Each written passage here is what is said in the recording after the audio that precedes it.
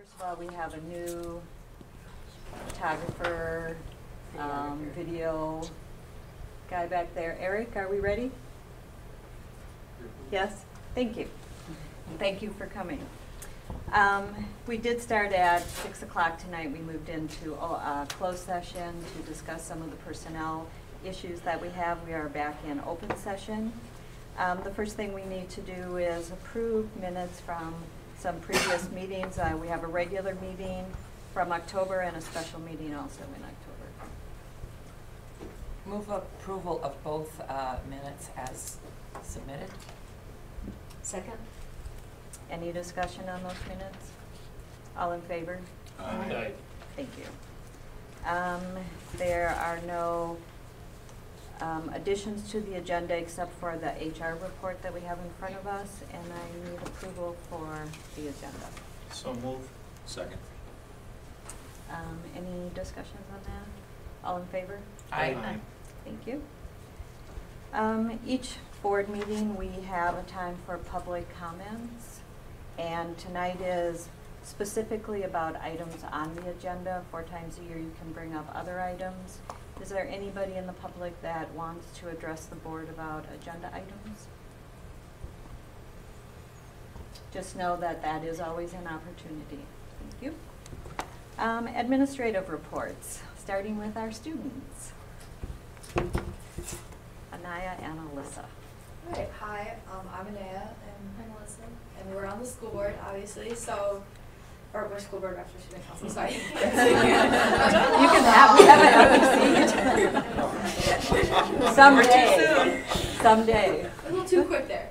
All right, so first of all, we talked to the Above the Influence Club, and this week, starting today actually, they started their What's Your Shovel event. And basically what that's building off of is Davey Muse. I don't know if you guys heard, but he came and spoke at our school before homecoming about What's Your Shovel, which is basically what you use to help dig yourself and others out of tough times in your life. So what we're doing is they're having students write their shovel on a decorated shovel and take a picture in front of it on a wall of bricks that have "My Shovel Is" written on it, and then we had a bunch of students fill them out. And the goal is kind of to start promoting people to get involved with themselves and get involved with others and helping them out and just kind of start building some community within the school. And then for Spanish Honor Society, we're doing this project called Unidos por Puerto Rico, which is basically just a bunch of fundraising to help the people in Puerto Rico after the massive hurricanes and natural disasters that have been hitting them. We'll be selling wristbands at the informal dance being hosted by Pay It Forward on December 1st. We're doing a bake sale sometime in mid-November, and we'll also be selling stickers to put on your water bottles and notebooks as kind of a fundraising effort. There's also a Chipotle night coming up on November 19th from 4 to 8, where if you go in and mention that you're buying Chipotle for Waunakee and for Unidos por Puerto Rico, they'll give 50% of the proceeds over to Unidos por Puerto Rico. And then lastly, we talked to, or from me at least, we talked to the book club, and they meet once a month during contact time, which is new for them because they typically would meet during lunches, and they felt that during contact time would be a better time to kind of get more students involved. So far, they've read 2 books, The Hate You Give, which is about police brutality against minorities, and they had a really good turnout for that. And they just started The Chalk Artist. They're also trying this new type of feedback system called the Flip Grip, which is basically where students can make videos and upload comments to kind of like start virtually interacting with each other and kind of comment about what books they want to read next and what they think about the book they're currently reading. And Mr. Ramsey had said that many students love the book club because there's really no pressure, and it's kind of just really laid-back environment where you can go get involved with your peers and read some good books. Nice. Okay, we also talked to Waunakee, and if you haven't heard, they made it to state, and that's going to be this Saturday at 2 p.m. And Mr. Braun said that they are very privileged to be the only school in Wisconsin to have a state send-off performance.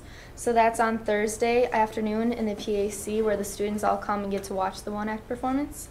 And he said the performance is a comedy but very educational. And what's unusual but unique about this performance is that there is a big singing and dance number in the middle of it. We also talked to Model United Nations. So on Friday, November 3rd, the Waunakee participated in the Carthage College Model United Nations Conference for the first time. And this conference was primarily intended as like a learning experience. They didn't take it super seriously as they will in the future. conferences such as Wisconsin High School Model United Nations Conference in Milwaukee, which occurs during spring break. And for student council, we have started to plan our annual winter formal dance. We wanted to make the student body more involved, so we decided to have a pep rally like they do for homecoming and have like the teachers wrestle against the wrestling team. And yeah. And we want during homecoming we get It'd be exciting. yeah. We have lots of ideas. They also wanted to do something similar to spirit chains, which you buy, each class buys them to get money for project graduation, and they wanted to do, instead of spirit chains, snowflakes, so they can hang during the dance. And then we also wanted to have a spirit week where we will have an ugly sweater day or a pajama day. And they also wanted a Mr. and Mrs. Warrior, which would be nominated by everybody in the school, so the underclassmen will get more involved because they aren't really involved in prom or homecoming because that's only juniors and seniors. And we have eliminated open mic night because not many people really showed up for it, and instead we wanted to replace it with the winter talent show. So we started planning that out, but we don't know exact dates yet. And we just scheduled Call an Elf, which is on December 19th at 6 p.m., where little kids from the elementary school will call us and we pretend to be elves, and the kids tell us what they want for Christmas. There's a lot of notes being taken on that date. Thank you very much, girls. Thank you. So I missed you last month, so Yeah. welcome back. We're glad you're feeling better. And one thing that we have asked them or kind of charged them with is to do some networking this year, and I think you've done just an awesome job bringing in a wider range of information about what's happening with the student body, so I do appreciate that, and thank you for doing that networking. Thank you so much. We appreciate it. Yeah, thanks, ladies. All right, next, you guys have to follow that act. Oh, that, we can. Teacher Match the update. enthusiasm. It's tough to follow students. No kidding. Hi, good evening. So you guys want to go first next time? Yes. I'll take you up on that. No. Well, they can, but that's, yeah. I know. So Lynn and I are here to talk to you about to represent teachers. We had students representing, now representing teachers. I'm just going to talk to you about negotiations and how nice it was to get together and be able to discuss the CPI, and that the full CPI was negotiated on. We will have our ratification vote Wednesday at 4. The other thing is there were many, and because not everybody gets that privilege to sit in on negotiations and the meet and confer, so there are a lot of other issues that we brought from teachers to those, and we're looking forward to just the opportunity to take those to other venues like the HR work group and the send some to insurance and some to calendar committee and things like that. So those issues after Act 10 didn't go away. We just deal with those in different ways. We collaborate differently on that. So. Little update on our goals. We just came from our leadership team meeting, and so we were so lucky because we had representatives, 2 of them, in from the Social Justice League tonight. And so they spoke to our leadership team, which was awesome. If you ever get the chance, to totally hear a panel, totally take them up on it. 2 of the biggest takeaways tonight were that we were talking about impact between teachers and students, and the biggest impact that students have based on school. And their number 1 thing was relationships and connections with teachers. And their second thing was having a forum for having a voice in the educational community. And so that was just really huge. And then equally as important, they talked about just having a really safe place to be. And so that we walked away, everyone I think was just overwhelmed. I mean, they brought tears, they brought laughter. It was really an incredible experience. We have impressive students. Really impressive students. So. They are going to help us, I think, be Definitely. better teachers also. So. Yeah, who better to hear from than those we serve? So it was great. Exactly. All right. Thank you. Yeah. Thank you very much, ladies. Just to follow up on that, ladies, though, one of the things we'll be scheduling tonight is our next linkage meeting, and the linkage meeting will be with the Justice League. Oh, that's So great. that's kind of a thing we've been talking about for the last number of months. Great experience. Next we would like to hear from any board member who has something to share, something they attended. Peggy. Well, as a follow-up to what we heard from the students, I did go to the Star-Crossed Lovers, which is our one-act performance at the Section 3 Theater Festival, which we hosted this year. This would have been the weekend of October 28th or something like that. And really what's, in addition to what they said, it's really cool if you have a chance to see it. It's a challenging comic retelling of Romeo and Juliet done in 6 distinctly different historical theatrical time periods. And what they do literally is take the story, and the first part is then literally like caveman times, and then they transition to it other times. And so it's not like telling the same story so many times. It's taking different parts of the story and telling it starting here, and it's always phenomenal the way that they are able to change the scenes and change the way that, in this case, they were speaking and acting because they're reflecting different periods in European history and American history. And it was cool. Yeah, they had the song and dance too. So it's really very neat. And congratulations. I kept looking to see, okay, did they get to stay or not? Yay, much deserved, well deserved. And it's always great to see them do that. Thank you. Anybody else have any events that they'd like to share? Okay, thank you. So our next item is spring board elections. And we have 2 positions that are up.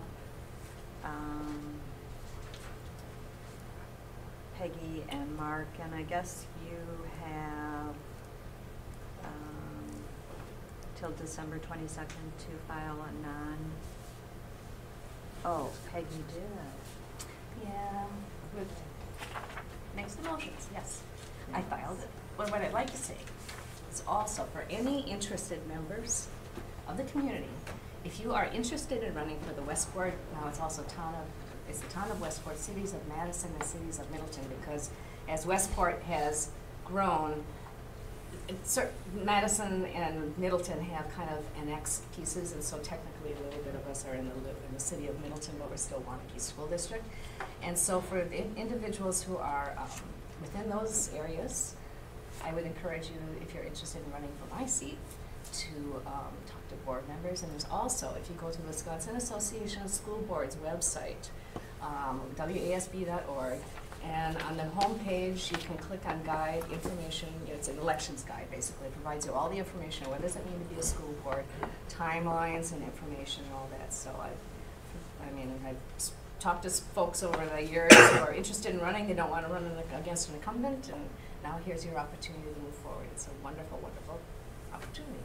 So, Thank you, Peggy. If I can just add one thing, Joan. What we've included with under the spring elections, item number A in the notice, is you'll see that we did change the notice this time with regards to being just more in line with our policy and exactly what Peggy said, that it does include Westport, Madison, and Middleton language. Rebecca's been working with Julie Helt at the Village just with regards to once this notice goes out, that's how it would be articulated on the ballot as well. So we just, before we released anything out, which will go out shortly, we wanted you to see exactly what that's how it's being articulated, which is in line with what our policy states. Anything else on that topic? No. All right, thank you. So next we're up to the tax increment or the TIF district board parameters. Right. So in your packet, what you will find this evening is really a position statement or some guiding parameters that as we've had some conversations around in TIF districts that have come before us, and that we then have a representative to the Joint Review Board to really represent the school board as a voting entity in those decisions. As Steve and I had some conversations about it, we thought it would be helpful to the board to really provide a document that kind of talks about really what is TIF, how does it impact our school district, and what are some of the parameters that we've heard from all of you with regards to trying to be a kind of a a guidance to the person who represents you at that joint review board. So what you see in the packet is a draft that Steve put together with some feedback from Dave, Gary, and Joan, with just some very specific pieces. I think, Peggy, you shared some information too, just as far as what you'd like to kind of see and what are some of the, really trying to help us understand the items that you feel are important for to be considered as you represent the school board at the joint review board. So what we are looking for this evening is, one, just your feedback. I think, Joan, when you and I talked last week, we had talked that tonight could be a piece where we get some information, and then we could actually bring this back in December as an official adoption of this at the board level. The next joint review board that actually has to place down a vote is in January, so that would be timely. So this is really just not a vote on a specific TIF. This is just parameters that we can apply when we are looking at any TIF that comes before our community that the school board has to weigh in on at the joint review board.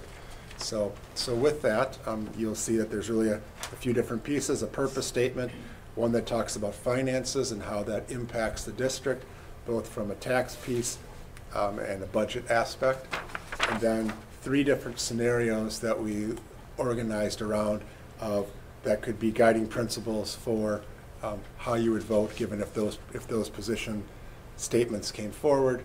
For example, would the development occur with the TIF or without the TIF? And then how does it also relate to development that is a blended scenarios? So with that, I think I'd open it up to the board, and if Steve has anything that he'd like to add with regards to that, we're looking for feedback today on this. I thought this was very well done.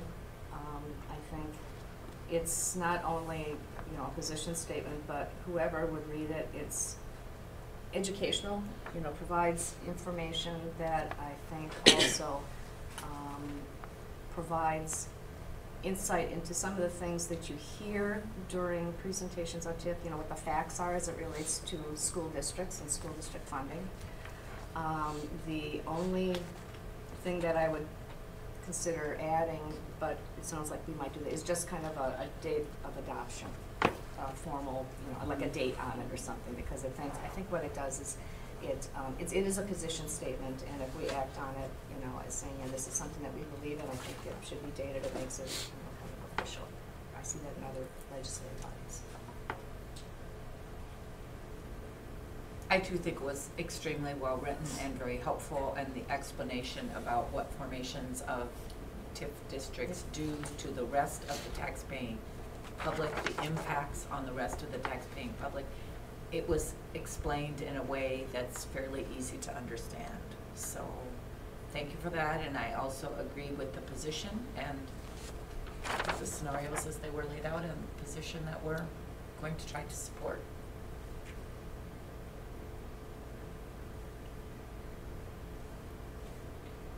I do think that with each TIF district, it seems like they're getting more complicated, and the use of a TIF has certainly changed as time has evolved, and I think it's important as a district for us to kind of go back to the basic principles each time and look at the effect it has on the district and the effect, what we believe in the whole TIF arena. So I appreciate the statement, but I also know that as time evolves, there may still be some discussion that will have to exist with each TIF. But I think it's good to start with this position. I concur with everything Peg said in regard to the educational part, the clarity, the definitiveness. The only question I had was with the inclusion of scenario 3 with 2. As a board, we actually supported scenario 3 with Kilkenny subdivision. And so have things changed among the board since then? I know I had probably more phone calls about that issue than many others. I think some of it was misunderstanding, but some of it was heartfelt. And so with scenario number 3, where it's a combination of purposes, I guess my question is, do we want the statement locked in with no flexibility?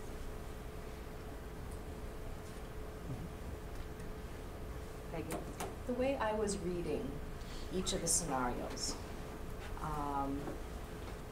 and maybe I just interpreted it differently than the way it's written, and you're reading it different, which is actually good that we're coming to different conclusions, is that I thought that there was some flexibility, say the facts include such factors as.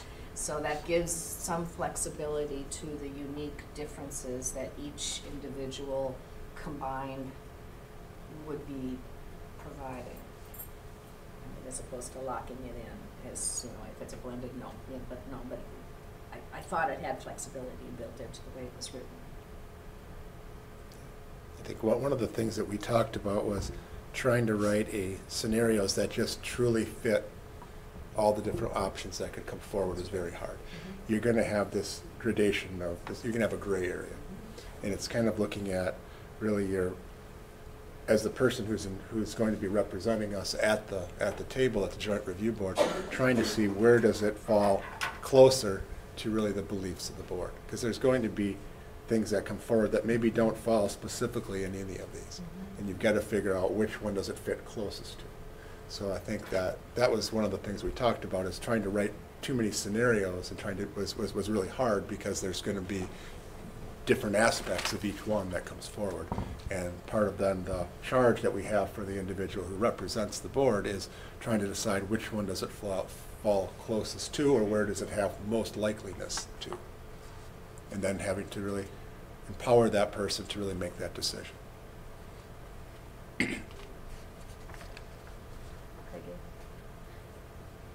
So then, what this enables our representative to do is, once there's a proposal put before them for consideration, decide which one of these it falls into, which then helps in the decision process.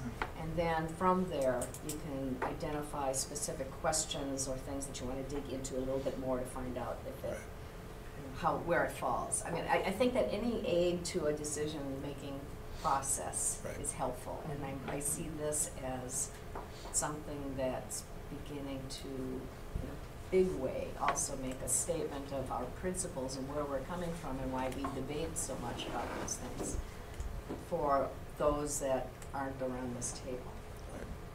Agree. I think Joan's point of the evolution of these is important in how this is going. It's changed substantially as communities have tried to influence good development in their towns. So that's a good thing. We're all representatives of the taxpayers. We're all voted in by the taxpayers, so we have a monetary responsibility to look out for that. And in some of these cases, it isn't in their best interest, or it is unequal opportunity to some businesses versus other businesses. So there's some things to look out for, and it's for the community to decide whether they like some of that or not. This gives the person, which is me right now, a better understanding and position when I am at this meeting. It's always hopefully something that I could bring back and we could all discuss and make sure that we're all in agreement on, but sometimes there isn't that. So at least this gives you a basis to have some good standards to go by in general. Right. And mostly they'll always be talked about anyhow, but there are times when this comes faster or the meeting is there. I think the last one was a little quicker than. The other interesting thing with this is there's 5 votes on this, and it seems to end up at our table, which is an interesting thing. So I like our discussion the last time on this didn't have this kind of standard to fall back on. It was a little more of a willy-nilly conversation, which causes some confusion. So I think this will help everybody, and it's descriptive enough for anybody to read and kind of know where we're coming from. So maybe we'll get some feedback from outside sources on how they feel on this, but I do think it's fiscally responsible for the people that voted us in and gives us a better guideline for How often do we revisit this? Because as the board makeup changes, is this kind of voted in like policy, or do we revisit it every several years, or because as we change the board makeup, ideas and attitudes could change. I think we've tended to just revisit it when the TIFs have come up. So it seems like they come up with increasing frequency. I think it's interesting to pull the lens back even a little bit farther, and it's interesting some of the debate that's going on in a national level in terms of what different states or locations are doing to attract good economic development for their states. And maybe some of these programs and incentives that give huge tax deferments, giveaways, other things, states get caught up into, ooh, we have to toss our hat in the ring. We've got to compete, and we've got to come up with a better package. And whether that really gets you what it thinks it's going to get you or not, they interviewed some business people, and it's like, would you have done this project without those incentives? And the number of times the people would say, whoa, yeah, of course we would have. So this seems to be like it's turned into another game. All the surrounding communities feel sucked into, we don't have any choice, but we got to play the hand because it's the hand that everybody's playing. So we're going to throw these things out there as well. And so, maybe it is time everybody take a step back. How necessary are these tax breaks to attract development?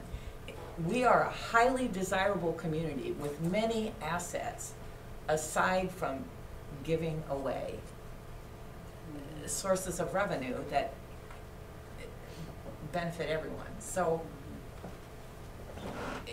it's good to have the policy statement. I do think we need to keep our eye on that ball because it does feel like it's rolling downhill, and I don't like us feeling like we're swept into playing a game just because everybody else is playing it. I think building off of Julie and what Jack's question was, one of the things we could do is we have a meeting every year where we kind of set who our attorneys are, who our hearing officers are, et cetera. This could be something that comes back on an annual basis and just gets reviewed by the board. Because that kind of kicks off our year, and then that could be kind of our policy statement for this issue for the year. When I say position statement is different than policy. It is. Yeah, this is a position statement, and my guess is it should be something that every time another request would come up, we bring as part of the packet. This is our position statement. Does it still apply? Yes, Given this correct. thing? So maybe that's Yeah. also going to just kind of trigger an automatic. But I don't see this as similar to policy. And I see it as something that once we go through this process, there may be things that we want to improve based on feedback from the person who is charged with implementing it. Gary? So you'll be kind of using that as kind of a guide as we kind of walk through it and then seeing how we can improve it moving forward. So, but I think Jack's point of having some way of a review of it, whether it's before any new TIF issue comes forward or if it's on an annual basis, we can put that, we can add that in there. I would say on an annual basis, just when you hire the hiring recommendations. I think you also have to be careful because, I would suspect that the school district is going to be the negative vote on most of the time. And, if we're always no, what kind of image are we presenting to the community? We can take the high road and say we're protecting taxpayers and so forth, but I'm not sure. We talked about communication earlier. I'm not sure that that always resonates. And I would say our community is larger than sometimes the Correct. community that might be asking for this. I'm not arguing the point. I'm Yeah, just I get- saying but I that understand. as the school district, we're constantly voting no against some of these things. It's, we're against economic development. But we haven't constantly voted no, so. perception becomes reality. I think having a healthy debate like this, which will happen with every TIF, I imagine, is good because it shows we're doing things, we're considering all the options. I think that's why I raised the question I did about item number 3, the mixed use TIF. We had latitude on the one, but I guess we have the two multiple responsibilities. One to our constituents who we represent with the tax base, and the other is again working with the community to advance it. So as long as this is a position statement, I would assume that there would be some discussion in most cases, as we have in the past, where there's a shift in perspective or the value of the TIF is such that we really feel we want to shift our position. We have time to do it. And so I guess I would support either this statement being renewed on an annual basis or just being reviewed by the board at the time of At the TIF. TIF. At the time of the That's- TIF. I think That's the time of the probably TIF would make the most sense. correct. And I think some of those items that are outlined in there, like the payback time and the Right. amount Yeah. of All would the affect. money. Yes. I think it all has to go into that Yeah. decision, and it should be reviewed with every TIF. And yet, those times when we're not going to meet in time to respond to the vote, there's still a position available at that point, so. Okay. All right, good discussion. Thank you. So So- we're not, you said we'll come back to it next, or can you make I a? think the thought we initially had, Joan, was to kind of get some feedback here, bring it back, And bring it back next and then we'll time. bring it back and we'll vote on it in December. That way Dave will get a chance to see it in its form. We'll add some of the pieces about the review. We'll add the adoption date, some of the feedback pieces. Thank you. Next, strategic planning time, which is always my favorite time of the board meeting. All First, right. we have Tim, and you have some people back there joining us. Thank you.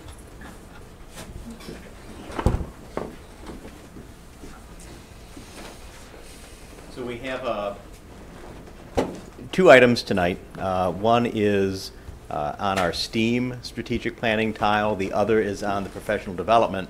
The STEAM is going to be in 2 sections. I'm going to provide kind of a quick summary on the last year, and then Jeff Willauer and Kayla Proctor are here to provide a deeper update on the Innovation Center.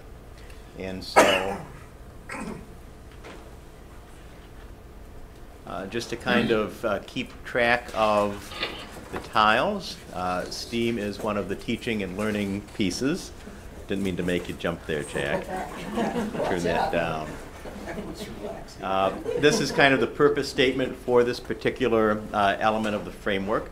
And again, this is this encompasses a lot of our major activities in the teaching and learning area to ensure that every student in our district engages in a well-rounded education that includes all of these elements. So again, this is not just math, it's not just science, it takes in a large design and performance aspect too.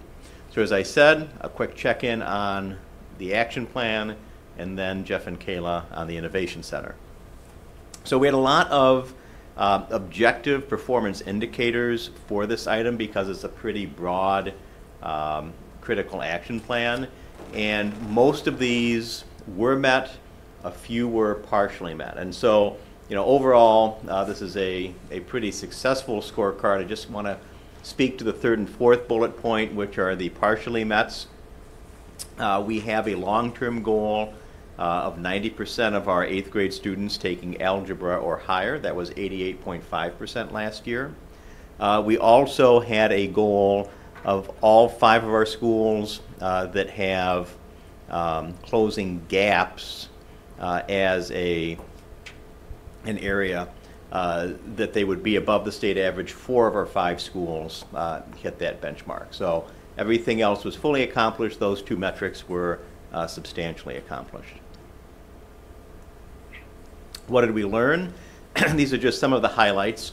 In terms of challenges, and you'll hear about this more from Jeff and Kayla in a minute, They participated in a professional learning opportunity called the Fab Academy. It was a great learning experience. It was also more time and resource intensive than we might have anticipated on the front edge of that. And again, it's a program I would recommend for Fab Labs that are starting up, but it's a global program designed for several different sectors, and it's not customized to the busy reality of the high school teacher. But they'll tell you more about that. As we've worked on our NGSS implementation in science, really high quality models for what these assessments and implementations, these are only beginning to become available. So we've been kind of learning along with that process. Can you mention what NGSS stands for again? Next Generation Science Standards. Great reminder, Peggy. So again, we locally adopted the Next Generation Science Standards a little over 3 years ago now. The other thing I want to point out is that we have great leadership in the math and science department, but our progress is really in large part attributable to having great people there as opposed to great structures. So we, in our current model where we have chairs like Andrew, our science chair is here, Jane Fazio in math, we're really dependent on the work they do in addition to their main teaching load. And we have great leadership. I just kind of wanted to put that up there. For opportunities, we're finding that the things our teachers are working on in terms of project-based learning in science, makerspaces, the Innovation Center, these are really engaging both the students and the community at large. We find that some of the work our math teachers are doing in the PLC model, mathematics and the PLC at work, it really connects in with a lot of other things that we've been working on, including growth mindset. And likewise, the same thing can be said of Fab Lab, makerspaces, and design learning. So it's great to see the synergy across these different points of emphasis. Some of our next steps is just as we 2 years ago implemented new math materials at elementary, last year we implemented new math materials in grades 5 through 8. The high school is currently in their initial courses piloting some new materials. We're very early in that process. I don't know if we'll have an adoption recommendation, but certainly a pilot's underway.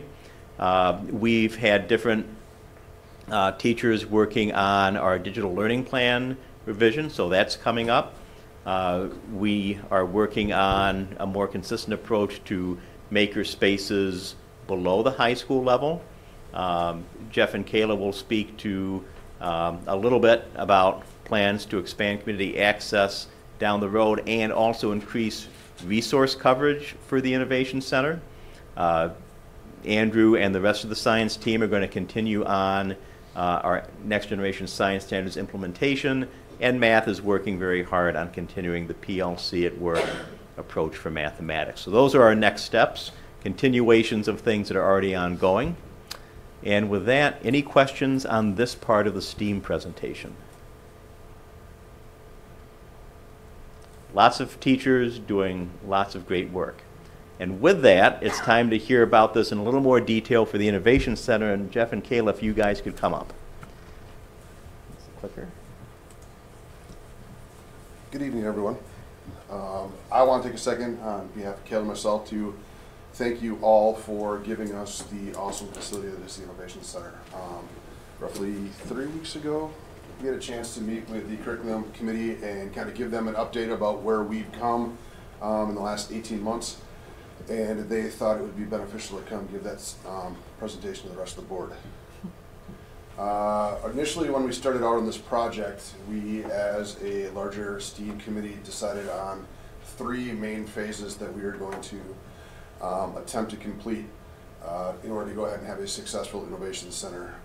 Right now, we are on the bleeding edge in Wisconsin and even nationally, some would say, in the Fab Lab kind of race. There aren't many around. If you look at the map of the United States compared to Europe and Asia, those continents, they're covered in Fab Labs. We are not. So we are on that bleeding edge.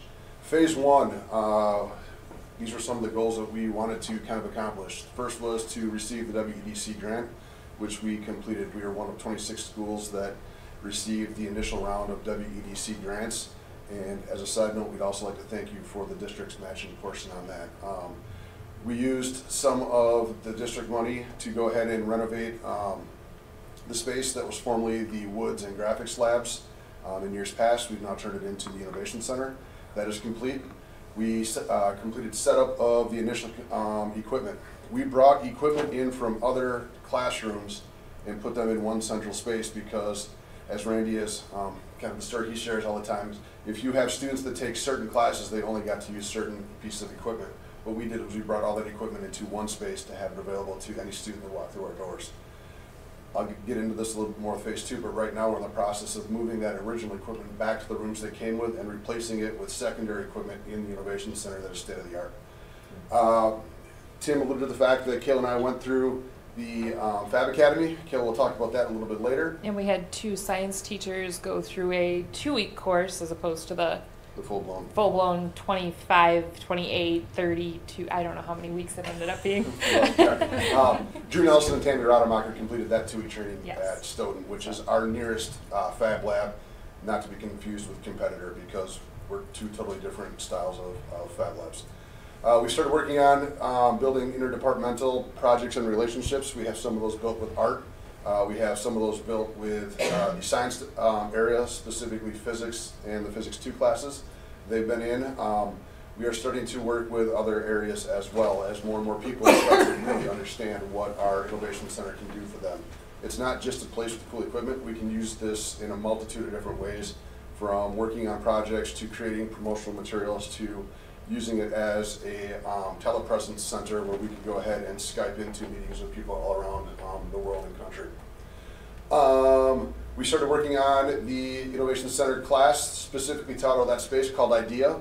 I'll talk about that again in a second. That's complete. And we started working on community partnerships. We held the the STEM days from the library was held at the high school this past year. Tormac decided to move their Tormac days from their facility to our facility because we offered a little bit more flexibility in terms of space. So they actually held their international meeting here. Brought all their equipment in. Yep, they brought in, I think there were 20 different machines they had set up in our Woods, Metals, Construction, and Innovation Center. Highlight example of some of the work we've already been done is one of our engineering design and development groups last year won the state Project Lead the Way design competition. They partnered with Savannah Precision Machining to go ahead and take their project from total concept to a machine milled snowboard binding, and they received a $4,000 check and are being worked with to potentially bring that to patent and eventually to market. All depends on how far they want to go ahead and take that process. They're also now eligible for the Presidential Scholarship. Wow. Those are the student projects. Mm-hmm. Those are the student. I remember yeah. Okay. Mm-hmm. Cool. Yep. Those are the student ones. Yep. We also have another group that came through our initial kind of footprint of the program a couple years ago. They're down at Platteville doing the same thing. The last year, we were not officially open. Kayla and myself were taking the class through Fab Academy. We had some of our tech ed and art classes using the space, but not in an official capacity as IDEA. We still managed to serve 475 students throughout the district, including physics, Physics 2, tech ed, engineering, art. We worked with third graders on 3 different nights to have the third graders and their parents come into the wood shop and do their Pinewood Derby cars. We've got great feedback on that. In fact, we actually had one night already this year where we did the same thing. One of our goals is to increase that parent-student interaction, just give them another opportunity, create an experience for them.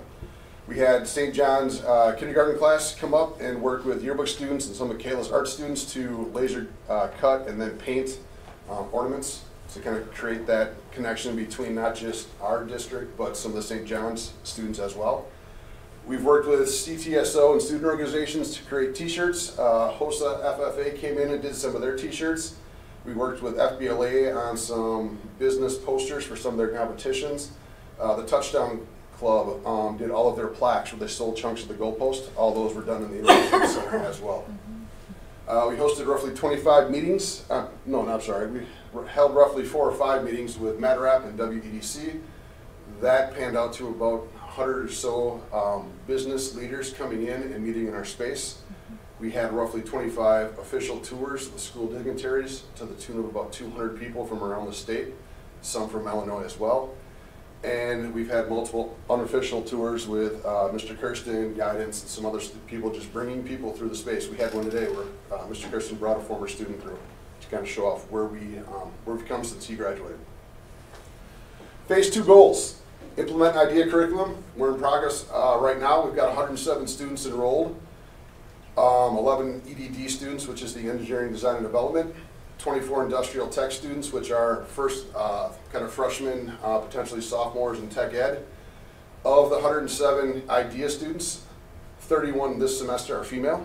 So roughly half of our enrollment this semester are female. Our enrollment for IDEA runs the whole gamut from students receiving special ed services all the way up to some of our AP students, the brightest of the brightest. We had to close enrollment this year to incoming freshmen because we couldn't staff it. We were afraid that we could not physically staff and keep the Innovation Center open due to the popularity of the class. The breakdown, thank you Tim, was 19 10th graders, 34 11th graders, and 54 seniors. So we've got a wide range of students that are taking the class. We're hoping next year we can add freshmen to that. We are hoping, actually we already did receive the WEDC grant. We are looking to add additional equipment. So I talked about before, we brought equipment in from other areas. This year we got a brand new CNC router, so the old one will go back to metals. We ordered a brand new laser, so that one will go back to woods. So now instead of having it in the center space, we've now got those pieces of equipment in 2 spaces. We are also working with Tormach to get another CNC mill put back into the metals area. Michelle McGlynn, as part of her coursework, is writing grants to go ahead and start to include summer camps and workshops this summer. We are looking at opening up, my goal would be somewhere second semester, host the first community work nights, but we're looking at how we're going to go ahead and get the community in and start utilizing that aspect of the lab. We're continually looking at growing community partnerships. One of the pieces is to look at somehow growing a manufacturing work experience, potentially using the lab, and open it up to our business partner use as well. So that's this year. Next year, we are looking at adding in Big Idea, which would be the second level of the IDEA class, adding some higher level concepts and a little bit more independent type study into the actual course. Quick math, I think that'd be around 60 students from what that would be eligible to take that class. So that'd be, you know, if all 60 of them, that'd be 3 sections. So. Yep. We are in discussion right now of applying for the 3rd and final year of the WEDC grant. The reason we say we're looking at applying for, when this whole thing started, there was discussion of the WEDC grant moving or progressing from solely being spent on equipment to eventually evolving to equipment and training. So we're discussing how this year's criteria for the grant are going to impact what we want to do on a grand scale in the Innovation Center. We definitely want to go ahead and build in our community use time, get that open. We've talked about as a STEAM team, our big overall goal is to add the Woods Lab and Metals Lab to the Innovation Center that most of you have probably seen. If we do that and call the all-encompassing 3-room suite, including, and then add the computer lab into that, we would be the largest innovation center in a high school that I've seen in the country. So that's something we can kind of add, another feather we can add to our hat. We need to go ahead and evaluate and adjust stakeholder needs. We are working on setting up an advisory committee, and we need to continue to work on lab sustainability. Kayla? Oh boy. Fab Academy. We had the privilege to take the, what was said to be 20-week course, ended up being probably somewhere more around 28-week course. We worked 3 hours a week in an actual distance learning where we took a class from a professor who was in Boston at MIT. We sat there, we had the opportunity, Jeff didn't have class last semester as much, or last year as much, because he was afforded the Fab Lab director role, where he had more time to direct the construction and kind of getting things off in a good direction. So I got a sub, and we were able to sit Wednesday mornings for 3 hours 19 times, which was amazing. Had that lecture. Including snow days. Including, yes, the very first one was our only snow day last year, and Jeff and I were physically in the Innovation Center for class. The only two cars in the parking lot. It was pretty awesome. And Saturday and Sunday, and both days. That's Yes. I was there 7 days a week. Yes. You know, we were both there a lot. 3 or more hours per week. We had a resuscitation. Then we worked between 30 and 40 hours of completing homework. To give you an example, our week 1 assignment was learn HTML and create a website from scratch in 7 days. That was week number 1. Week number 2 revolved around... And learn how to get it up on the repository, which neither of us even knew what a repository was. From what I Through counted, coding and all we learned sorts of stuff. no less than 5 different computer-related languages over the course of... And then multiple different softwares Yes. as well. So. There was little communication from our local instructor who was in Detroit. That was a big hurdle that we had to get through, because reaching out to him and not getting any help back was frustrating when we're giving everything we had and there was nothing in return. I don't want to say that next line. Kayla was the only participant in North America to graduate the Global Evaluation Process. So yes, kudos to Kayla. Yeah. I don't want to say the next one. I don't want to say that. Jeff is still working to complete the course, and will be working to complete it in January. I have passed, and I'm waiting my diploma. Officially passed, I think it was July 15th was the actual date. The graduation ceremony was in Santiago, Chile. Randy and I were going to go, but Santiago or bust. So my diploma's still in Chile. They keep emailing me for my address, and it has not arrived. I don't know. But we are now actually accredited as a Fab Academy, which is pretty cool. There's a lot of, even in the state, there's these spaces that are calling themselves Fab Academy, and they haven't taken the course or graduated anything. So we actually can officially call ourselves the Fab Academy. To give a little bit more background, we, like Kayla had mentioned, had very little correspondence with our local instructor in Detroit. I received my first feedback 6 hours before the window closed to submit edits and changes to my work, which is why once that was done, talking with Tim, I took a little bit of a hiatus. We reached out to Fab Academy, and in, I think it was October 18th-ish, I was assigned to a new local instructor who is in South Carolina.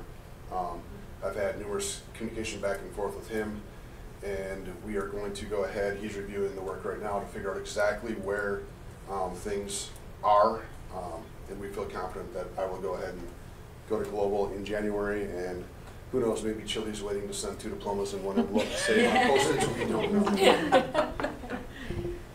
Oh, look at that. Thanks, Tim. You want me to keep talking? Sure. Okay. So growing pains that we have had.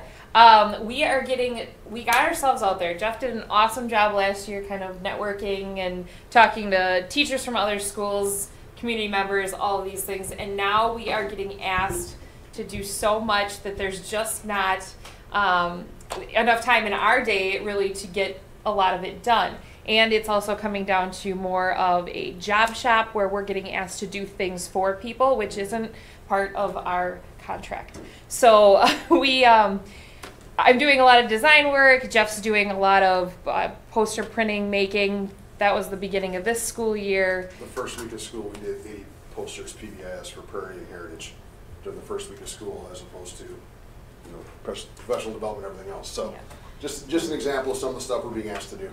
And with this year, Jeff now has a full teaching load without time in the day to do some of these things. On top of the teaching load, it's becoming a little bit difficult for us to give the space what we really feel it needs.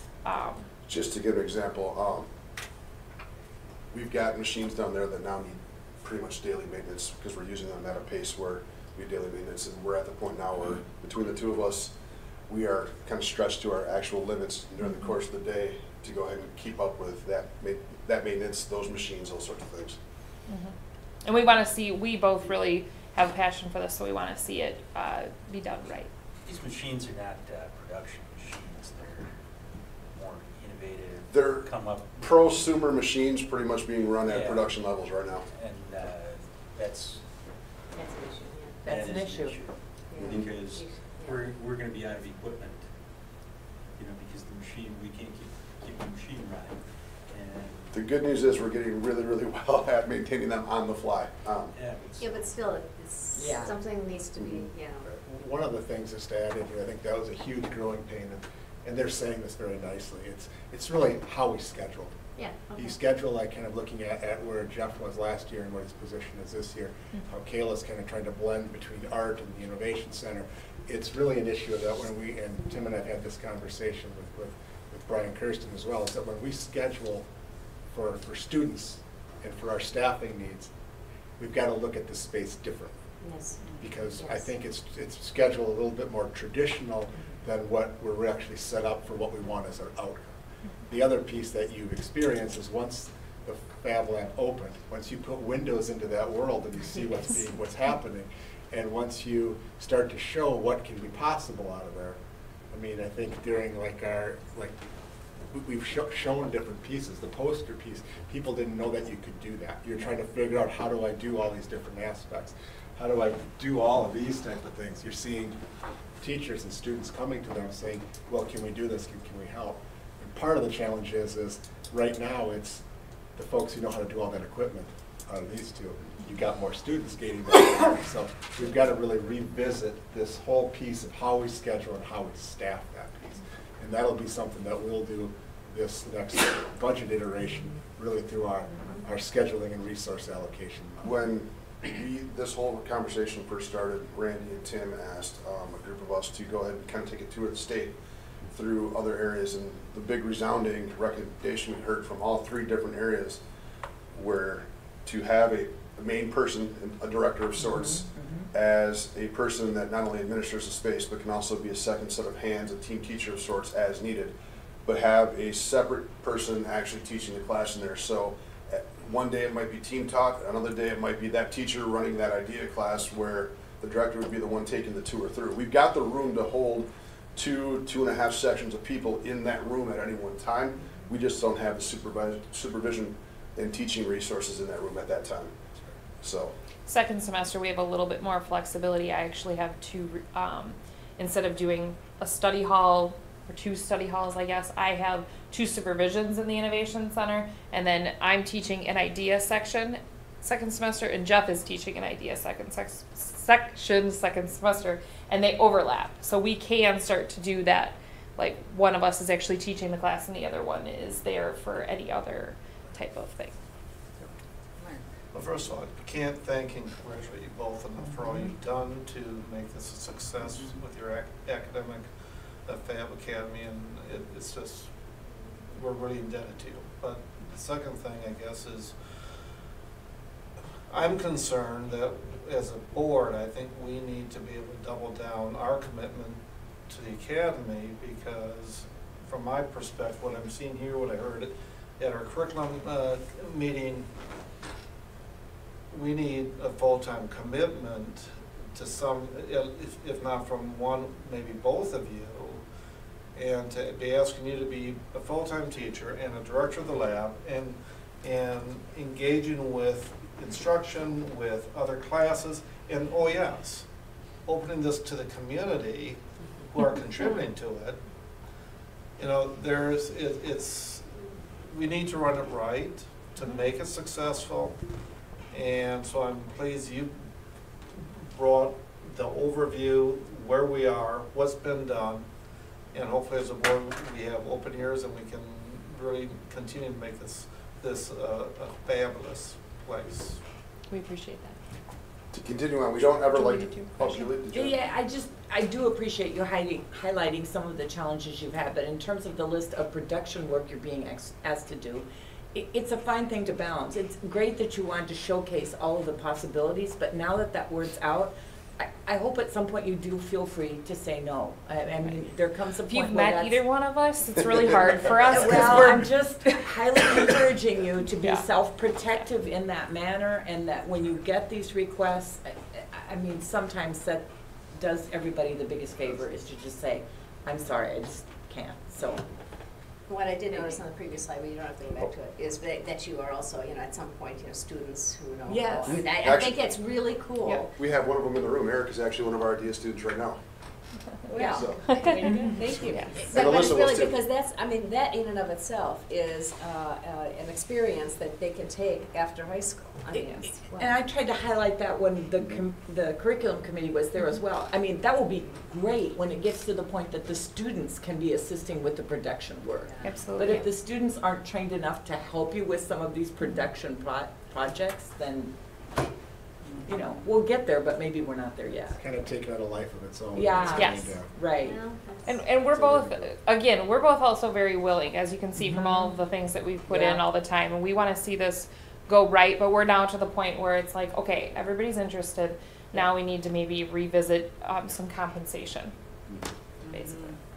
Like always, we don't ever want to end on the doom and gloom, and we want to go over some highlights. Like we said, Waunakee is one of the leaders right now, at least in the state of Wisconsin, and I have a feeling that's going to grow more and more. We're constantly getting requests for people to come in and take a look. Emails, hey, how did you guys go ahead and do what you did? In fact, tomorrow we've got another tour coming in at 8 a.m. Every visitor we've had come through our doors has been impressed not only with our staff, but our students, our technology, and the capabilities we have. If I had $1 to fund the lab for every time I heard the word wow, it would be self-funded from now until I'm no longer here. People are impressed with what we're doing.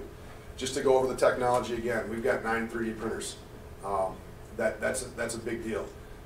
We have a CNC router that is top-notch. Last year, the second semester, that thing ran almost every hour of the day, second semester. The CNC mill. For those of you that haven't been through since Kevin and I went through Fab Academy, we can now mill our own computer chips. It was actually our homework assignment. We can mill our own computer chips and create our own electronics in the lab. We've got 2 lasers just in the lab. We've got 3 in the school. Our vinyl cutter's been working almost nonstop. Right, Eric? Got an embroidery machine, screen printing. We've got capabilities that pretty much no other lab that I've seen in the state, including some at the post-secondary level, can compete with. We have a full class dedicated to learning with technology, which is a big hurdle that most schools are trying to get over. Not only do we have a full class dedicated to it, we've got a class that basically has an entire grade waiting list trying to get in, which is our current 9th graders, because we had to tell them no at registration. Moving forward, we need to start reviewing the staffing level for the Innovation Center, and especially look at the director position to support the instruction going on in the lab. The district had an initial draft of a job description created in 2016. That position should focus on administering and assisting in the instruction, not full-time teaching. That was my role last year, and I would like to go out and say I think it was a successful Yep, I agree. role. I can say for Jeff that it was very successful. We got a lot accomplished, and we wouldn't be where we are now were we not afforded that opportunity. The flip side of that coin was that also allowed Matt Schumacher in, and he's done wonders with the construction side. I think we've got a total of 4 students now that are taking youth apprenticeship courses now, and that's something we haven't had in the last 5-6 years. So that plan worked out perfectly from what we thought it would be. We want to staff the idea classes with trained staff from not only art, science, and tech ed. We talked that Tammy Rademacher and Drew Nelson are also able to teach this class, so if we can free them up in between the 3 or 4 of us, go ahead and start filling out those spaces. Matt Schumacher's expressed an interest in becoming certified, so we're looking at adding more flexibility in to make sure we can cover the staffing needs. We need to determine as a district the appropriate community access. What is that going to look like? When people keep talking to me about it, and I know Randy and we kind of share the same idea, we kind of envision a gym membership type model. How are we going to go ahead and implement that? How are we going to go ahead and staff that? We've got some community members that may or may not be interested. How does that look? How do we go ahead and make that work? The biggest or closest area in the school to what we would be doing is the pool. We're a little bit safer, but it's kind of like the pool. I know a few things about that place too. And we need to make sure that we implement a consistent training across all users that are in that lab. And that starts with safety. Yep. So Yep.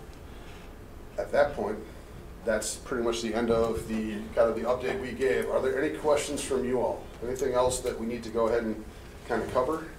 Wow, here's a book. Yeah. So We're always available for questions if you want to email us or set up a time to meet. yeah, and We're I've happy got to help. an open door policy, so anytime school's in session, if you want to come on in and take a look. Yes. Yes. Yeah. So Well, thank you. Thank you both again, and congratulations. Hang in there. You're gonna we'll get there. mount that last hurdle. I know. Yes. Thank you. It's good. Impressive. He was tired. Just a couple things before we move on to the next piece. The things that they shared with challenges and the growing pains are accurate. I mean, those are things that, and I think we have a plan for how we're going to kind of correct some of those things moving forward, but that was part of the learning process of kind of walking through this type of a model and something we haven't done before. But they've both done a phenomenal job. I mean, when you look at the hours, truly you went into that lab any time of the day, weekends, that's where they were. So thank you guys for all you've done and all your leadership there. It wouldn't be where it is without both of you making it happen. Yeah, thank you. I love Did that you already it's do just your so painting, inclusive Jeff? in terms of all the types of students, ages, and skill abilities. And that's truly do have everybody it's so diverse. It's in that lab. wonderful. Jeff, I forgot to ask you, did you do your painting already? We were working on it. We're working on it. Yes. One of the things that they got a grant. Jack was helpful in that for paint for some of the walls. So they were extending the theme and the wall painting throughout the different parts. Right now, we're working in the room next to the computer lab to hopefully be the collaboration lab. Yeah. And So the next small steps. besides teaching, coordinating, they've also done a lot of the making sure that everything looked pretty nice. We did the original lab too. There you go. Yeah, Kayla's helped with that. So Thank you. Thank you a lot. Thank you. So as a bridge before we get into this, because I think this is a connection, because I think it speaks to as all of you I know fully understand, I mean, the quality of the people we have working in our schools. But, you know, this whole Fab network thing is a global initiative. You know, the kind of the center of it is MIT, which is one of the leading research universities in the country. And of course, the old saw about MIT is you go to freshman convocation at MIT and they tell you, look to your right, look to your left. One of you is going to be gone at the end of the year. And I think we caught a little flavor of that from the Fab Academy. But, you know, I think with the Fab Academy, it's important to realize that people who are really engaged in this maker work are doing this internationally. Most of them have the benefit of being on site at one of the supernodes with that local instructor versus working at a distance, as Jeff and Kayla have had to do. Despite that, we have the only one in North America in the last round that completed in the first wave, and I'm sure Jeff's going to complete in January. So I think, you know, when we talk about what teachers can do, I think this is a great story about what our Waunakee teachers can do. And again, I think, you know, this is something that Jeff and Kayla have worked on, but I think they exemplify the qualities that, you know, are present in all of our 6 schools. With that, professional development as part of our strategic planning update. So, just going to give you some prior notice, Jack and Peggy. Coming in. Okay, there we go. So there is where this lands on the strategic plan. This is under the teaching and learning group. It's important to recognize, and of course, traditionally when we've talked about professional development, we've usually conceptualized it in terms of the teacher plan. But actually, this encompasses all of our employee groups, and so it's at varying stages of development based on the different dimensions of this. So our purpose statement for this critical action plan is to provide relevant and effective professional development for all employee groups that includes district, school, and departmental initiatives in its framework. Support individual professional development and growth guided by reflection-based goal setting. So we are always trying to balance our strategic goals with what individual employees need to flourish personally. So going to try to touch on this by 4 major groups: teachers, our classified staff, both office professionals and paraeducators, custodians and maintenance, and administration. So for teachers, hallmarks of the professional development approach are alignment to our goals, plus every teacher in our district under the educator effectiveness system completes an annual professional practice goal that's customized to what they need as a teacher. So we try to have a balance of professional learning to meet system level goals and a balance of learning to meet what individuals need. Some of this is during contracted time, like our staff development days or job embedded coaching. Some of it is on teachers' own time that's reinforced and rewarded through our point system. Historically, our district has spent a bit below average on professional development. It's partly how federal funding works, and it's partly because until recently there were very, very, very few districts, as you probably know, that had something like our point system. So our model has always been a little different. And because the information got a little too dense to be a really good fit for a presentation, I did offload 2 pieces of information into an attachment that should have been in board book that kind of compared and basically I dug into my files and I pulled out the teacher contract from the first year I was in the district. I wanted to just kind of get a then and now. I knew there had been changes, but I needed the details. And you know, over time, I would say the 2 biggest changes, there really are 3 big changes. One is we've added staff development days, and you know, I would say the point system and the commitment of our educators to doing professional learning on their own time has always been a strength. But there was a time where the amount people would need to do to make annual steps was very, very high. And realistically, we had large numbers of people not making annual steps, and that led to some long-term imbalances in our salary structure that I think we've been able to work on moving away from. We have job-embedded professional development through coaches today. The other thing is that until recently in the state of Wisconsin, continuing education was a key element in maintaining your license as a teacher or administrator. As you probably know, in the state budget, we are moving to a form of life license where teachers are no longer going to need to have a continual learning requirement for their license. And that's something we're going to have to assess, as all districts are, in terms of what that means for us in the long term.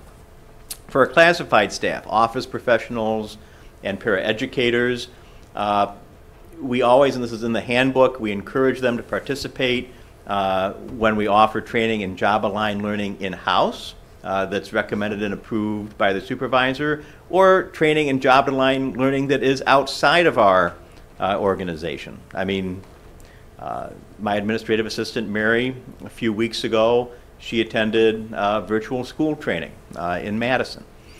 We pay for the registration fees, and if the training is outside their contracted time, this is a little less with office pros and a little more with paraeducators, we pay them the hourly rate.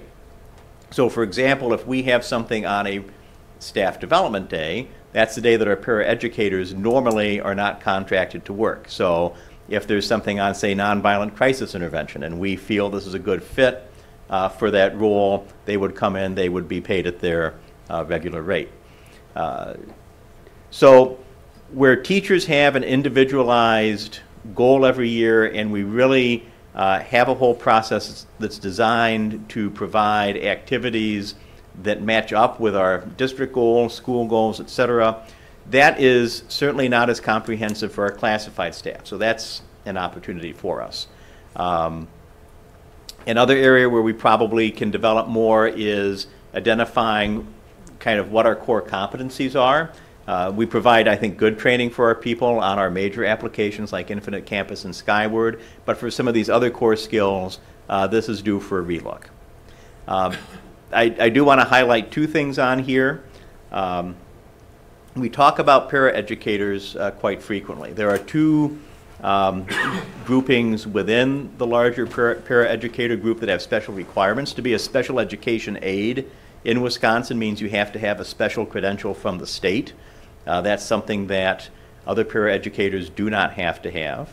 Also, under federal law, paraeducators who participate in our Title I program must hold an associate's degree or better or pass examinations.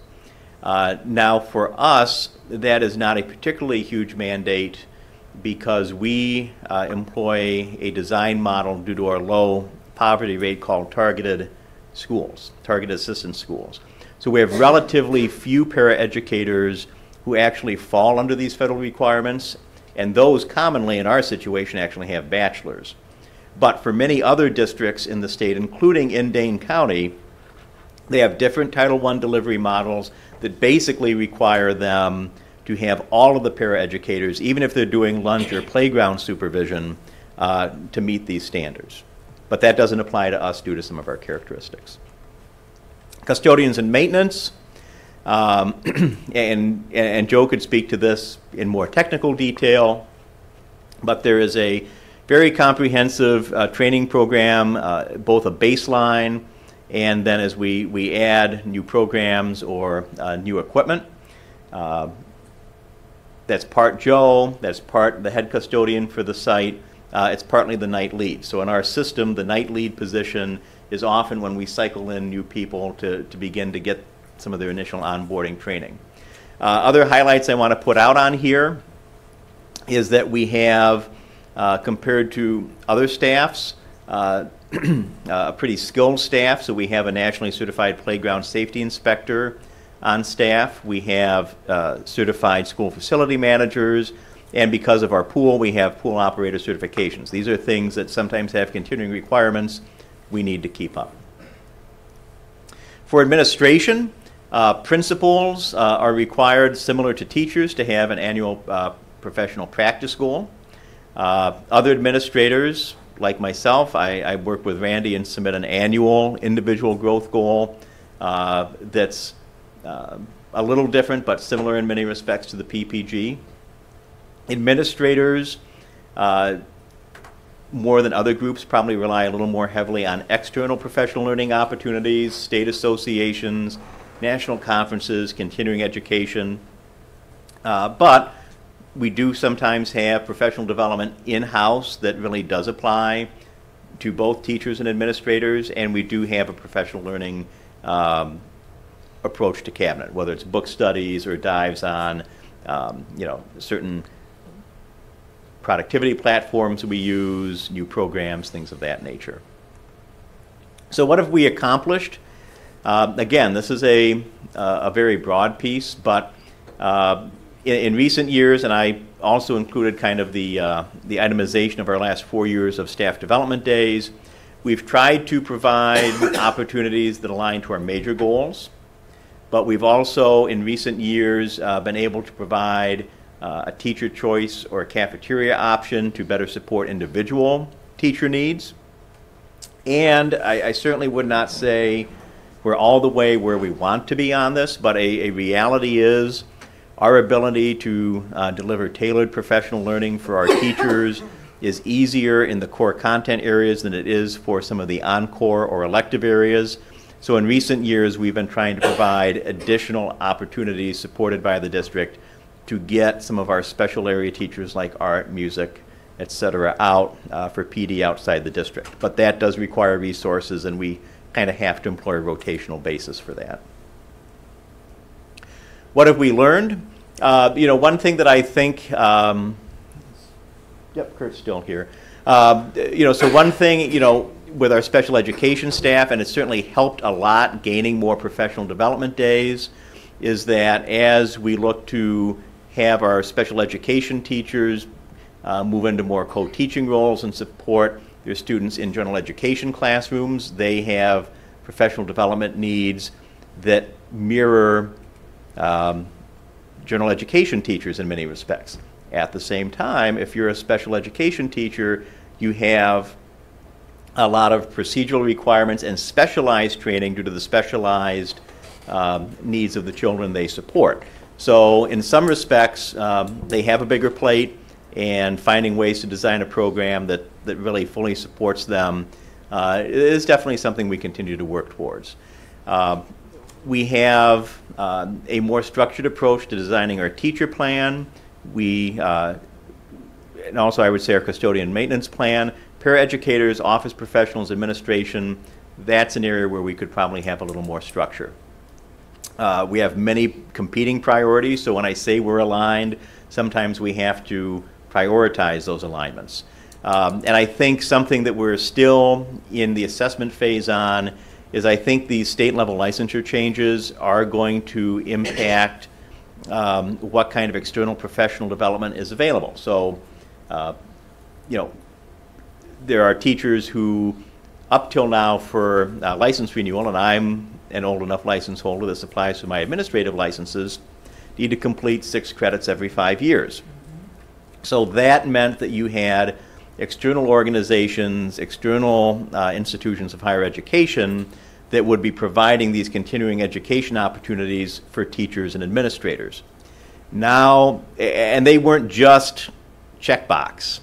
They were actually valuable professional learning to help people grow as educators and do better work with kids. With the elimination of the requirement for any kind of continuing education for license renewal, it's not unlikely that's going to have an impact on what these outside organizations find economically viable to provide. So that may kind of dry up that external pool. We really need to keep an eye on that. You know, opportunities, I think the state's PPG model is a good approach that we kind of need to look at and consider its relevance to some of our other employee groups. Better integration's an opportunity. You know, and I think we've always been very fortunate in our district to not have to really look at anything unconventional. But I will say that sometimes you have unique situations that come up where it might be beneficial to come up with a customized program to get somebody a license they don't currently have. While I have a lot of reservations about the licensing shifts that have occurred, there are some flexibilities in there that potentially would be beneficial for our teachers down the road. Next steps, you know, work across all of our groups to look at setting our priorities in this area, develop more comprehensive plans for some of the groups that I indicated as not having as structured as approach as maintenance, custodians, and teachers. We will be looking in the next year about better integrating the EE software and maybe professional development scheduling software in the district. And then again, I think the state licensing shift is a major monitoring and adjust to do item for us, which we'll have to work with all of our stakeholder groups on. That's, but the changes are still fairly new, and we really need to assess it a little more. A lot in there. Would certainly welcome any questions that you have. I'm just going to add one thing before you open up for questions. One of the specific ties to this report is also with the salary and benefits kind of visioning piece that we talked about, I believe, at the October meeting, because some of the specific ties to that are with regards to evaluation of professional development and competencies. Yes. A lot of those things. I mean, Tim talked to many things here tonight. Outside of the teaching and learning aspect, obviously you got custodians, et cetera, in here.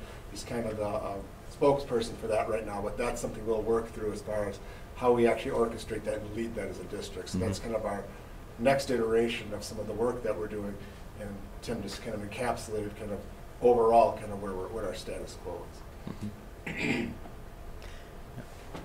Any questions? Thank you. Thank you, Tim. Administrative report, starting with summer school report. Sheila. Yeah, this is the time of the year where Sheila comes to us, gives us some of our numbers from summer school, and talks about a few of the things that she experienced and what's to come. So thanks for being here, Sheila. Okay, so you have the overview, and basically I like to give you the historical perspective as well. So it was a great summer school year. We ended up with a lovely number of residents enrolled, and even more importantly, our FTE went up a little bit, and we anticipated that it might go down because we went from 24 days of summer school last year to 22 this year, and that's always a big impact, about 4% a day. So we were really pleased that through some different things we did, we were actually able to raise that up just a little bit. New for us, you might remember that little day, you might have heard about it, where we went to launch registration and it didn't work. Yeah, I will not forget it, nor will others. So part of what we have coming up for us this next year is finding a new registration system. And the background was there. We're still part of a consortium, so we still belong to a group that exchanges ideas and summer school pieces and new legislation pieces to work around. But what we will be doing is looking for a new registration system, and we have been since we knew we would need to. And the reality is we look for a pretty specialized system because we will literally have 3,000 classes enrolled in the first 8 minutes. The load is big. So we're looking for some of the same things, and we have been for quite some time. And I think that we're ready. And when I say we, it's really Denise Melhoff, who also manages that system from the classified staff piece. We think that we're ready to share a solid recommendation to Randy and Steve, and we've been looking at a lot of options since last summer. Also, our HR system is one that we will be able to use our same programmer. So there's 2 main systems that we do need to have for summer school. So we believe we've got that ready to go for 2018, and we have a response on that. But the next piece about the big registration and what our customers interface with, we're looking at one that most have decided is a really good option. Going to actual programs, the online physical education course doubled this year with that online piece. So we'll be taking a look at making sure we have everything staffed for that. And finally, a major change that we made last year was piloting Camp Invention and bringing that into the summer school mix. And there were a couple of reasons for that. One is DPI changed how many minutes we could actually claim in a day, which opened up that door. And then Camp Invention as a nonprofit provided some opportunities for our district, so we could pilot that for a year. So we'll decide later on if that's a good fit for us going into it this next year. But that also generated a lovely FTE piece that offset, you know, the 2 days worth and things like that with our calendar. So that's kind of the mile high there piece. So questions for me? You know, I'm always going to ask how we're doing on the whole remediation piece. Yes. And whether we have any evidence that the students that are referred to summer school for remediation in particular areas are making progress. Yep. So last year you asked the same thing, and I sent you a chart that had some of our numbers and an explanation that went with it. And so one of the things for 2017, and I can give the chart to Randy in an updated form that he could send out maybe in his next report to you, we actually continued to decline in our need for remedial, which is great. So we've got a trend, and it's small, but going back to 2012, you know, we had 17.42 of all of our enrollments were in remedial. And every year it's just kind of incrementally gone down. And again, overall, this year, this past summer, we were at 8.17. So it's really a good thing. To review what I wrote last year is our need is less for remedial because we have so much programming that's happening in all of our buildings that's proactive, whether it's through common formative assessments, whether it's through a block with RTI response to instruction. Different buildings call it different things. It could be win time, it could be IE, which is intervention and enrichment. But that time for kids is really making a difference, and also how the responses are happening right within the lesson or using common formative assessments that PLCs are delivering. So I think that's a key piece to understand why that number is going down. And then as far as great evidence in 22 days, if they showed up for all 22 days, it would be false for me to say that we can. Our goal is to maintain. Maybe it's a reading level, maybe it's hitting some pockets in math to allow them to achieve. So I think it's stepping back and taking a look at how is our district achieving when you take a look at the big reports. Are you happy with what's happening on the district level report card, which is pretty outstanding? So it's those kinds of pieces. Our numbers are going down. Credits are being remediated and given out, but when it comes to anything below a credit remediation, we really can't, because what we would be doing is we would take one of those 22 days or 2 of those or 3 of those and spend them on assessments at the beginning and the end. In the instructional time, you would lose a significant, and we really need to use that as a hold steady there during the summer. We're probably not growing them and closing a bunch of gaps necessarily, but we hope we're holding them steady. That's a very helpful answer, thank you. You're welcome. Other questions about summer school? I just want to say thank you. It's a great opportunity to have, so thank you very much. Thank you, Sheila. Next, we have a request for additional ELL assistant. Yes, in your packet, you'll see a memo from Janet Thomas regarding a request for an additional ELL assistant position. We've had 3 students who are moving in who need some additional help in that area. This is an area that we've definitely seen some growth and some ebb and flow in staffing. So this would actually bring us back to a staffing level we had a few years ago. My recommendation for this would be to approve the request for the additional ELL assistant. It would be paid for initially at a contingency, and then we will apply for transfer service funds for next year. I was Move approval for this as presented. Can I just ask, is it a full-time position? I believe so, yes. Full-time. Yeah. So, motion by Peggy. Second. Second by Mark. Any other discussion? All in favor? Aye. Aye. Opposed? Okay, passed. Next, we have a facility use rental fee exemption request. This past year, we did review our rental fees for all of our facilities. As part of that policy, any group that feels like they would like to request an exemption has the right to come to the school board for that request. This is a unique one. It's from the Wisconsin Warriors wheelchair soccer team. So it's kind of a regional team, but one of the coaches and one of the children who is part of it is from Waunakee. And what they're asking for is to be able to utilize our facilities for their practice and for their for that program. Our policy states that in order for us to really waive the fees without coming to the school board, we need 80% participation from local students to do that. This is a pretty narrowly defined. These are kids in wheelchairs, high special needs, etc., who are participating in this activity. My advocacy would be to consider this request. Obviously, I would also want it to come back on an annual basis if it were approved. But given that we do have a student from our district who is participating, a very small number of kids who would even be eligible for that, and a team that I think would be great to be able to try to support. So, I would support moving approval of the rental fee exemption request as submitted. Second. Any discussion? I would just say that it is a unique one in that you're not going to get that type of group from one area, so it's a little different than as stated by Randy. It's very and so I unique. agree with that. So. Mark? I think it's a tremendous, opportunity to help a group.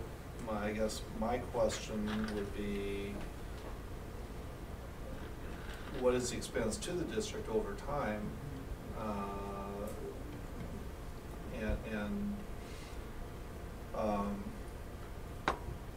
Because there's got to be a cost associated with it. The cost is probably no different than, it's really utilization of a gym. So it's similar to like when you have any of our youth groups using the gym or any other group using a gym. So obviously it's happening during a time when we have staff on site or custodians on site, electricity, those type of things. That's what your costs are.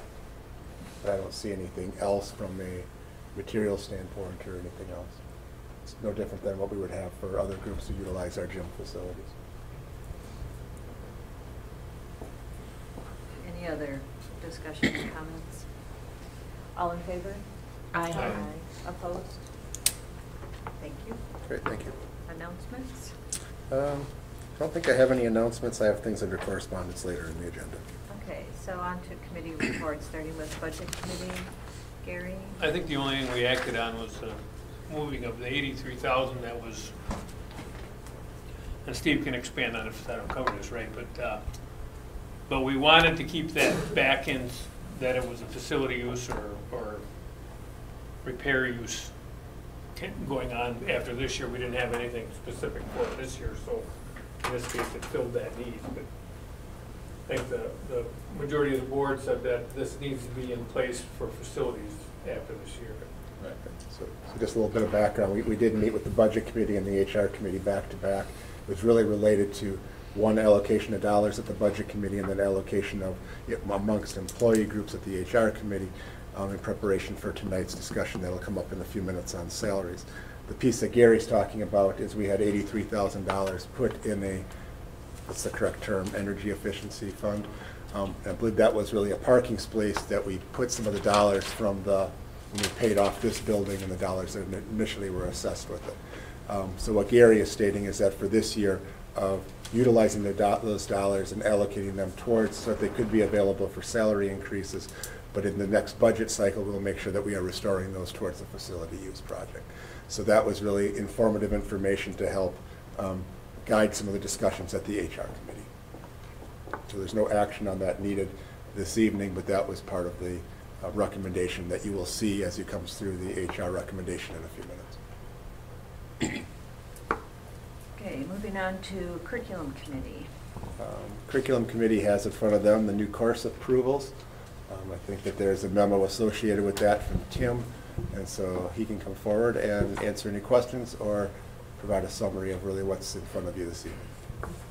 So in your packet, you would have had the course approval form through its current cycle coming to you for each of these courses. The memo walks us through the courses that are up for action this evening. Now, the first two are, in a sense, a repackaging of what has been a long time, sometimes called the AP Biology trio at the high school. Those of you that have taught at the high school, had kids go, may remember there's anatomy and physiology, there's a semester-length AP Biology titled course, and there is a biotechnology course. It is also our dual credit articulated course with Madison College. Each is a semester in length, and the labs that are requirements for the AP Biology exam were allocated over those 3 semester-length courses. That's a model that has really been unique to us. If you were to look across the United States in general, you would find the more common model for AP Biology would be a 2-semester AP Biology course on the AP Biology syllabus only, and all of the labs occurring in those 2 semesters. So something that the high school life science team is proposing is kind of disassembling the trio and moving AP Biology to a standard model, which would be a 2-semester course, and then adding on a second semester. And again, the second semester could be taken independently of the first semester, but a second semester of anatomy and physiology to allow some greater specialization across each semester to really give our students who are looking at human body systems, potential careers in the health professions, more in-depth preparation in high school in anticipation of technical college or a 4-year program. So that is the AP Bio and Anatomy and Physiology recommendations. When we had the American literature change last year that came through, which was kind of the consolidation of American novel and American character, at that time the high school English department shared with us that they would probably be bringing in some additional elective options this year. And so we do have 2 elective options that have kind of gone through the process from high school English. in the science fiction literature and the women's literature. Again, those are designed as junior, senior year electives in English. And last but not least, we have a proposal for a global business class. And the genesis behind this is, for a long time, we had our contemporary writing course that was, over most of its history, team taught by English and Biz Ed. As we looked at our staffing, we de-teamed it, and then ultimately we decided we would probably be better serving students, given the changes that had happened for writing on the English side of the house, to use that business education course slot and offer the global business course that's being proposed tonight, as opposed to the contemporary writing course. In general, we don't anticipate additional staffing being required by these courses. It's going to be more students making different course selection choices and staffing getting kind of reassorted. It's probably not even going to lead to any significant staffing shifts across departments. There will be some textbook needs here, but again, nothing that significant. We already have biology and anatomy and physiology texts. Some of the texts for science fiction literature and especially women's literature are already things we have in inventory. Some will be new, though. And then the global business is not going to be a particularly costly course. So the financial impact on these is extremely modest. So that's kind of the nutshell. There is more detail in here. If you have specific questions, I'd be happy to address those. And if you have really, really difficult questions on kind of the unpacking of the AP biology trio, I might phone a friend here and ask Andrew to help out a little bit. Otherwise, these all came through the curriculum committee with a recommendation for adoption. So can we take them all at once? Yes. Yes. Okay. I move approval of the new course proposals as submitted. Second. Any discussion? Hey, just a couple. Yes. First of all, I appreciate the quality of the development and supportive information across each of these. Plus, I also kind of heard some of this during one of our, when we have the special board meetings and we were rotating through. It was really nice actually to, especially I think on the English side, hearing some of this. Oh, yeah, okay, the discussion, the dialogue actually knows where it is. Okay, this is what came out of a lot of that. So, and it's addressing the needs and interests of students. So I appreciate that. And the staff. Any other comments or discussion? I have one. What's women's literature? So these are going to be all works of literature that have female authors. Okay. Anything else for Jim? Okay, if not, all in favor? Aye. Opposed? Thank you. Next we have the HR committee, and maybe just turn that over. I'll just take it. Rebecca, if I can just have you pull up the parameters document, I think that's the easiest place to start. Yep. This is a document that you've seen before. Those who have been on the budget and HR committee are very familiar with it.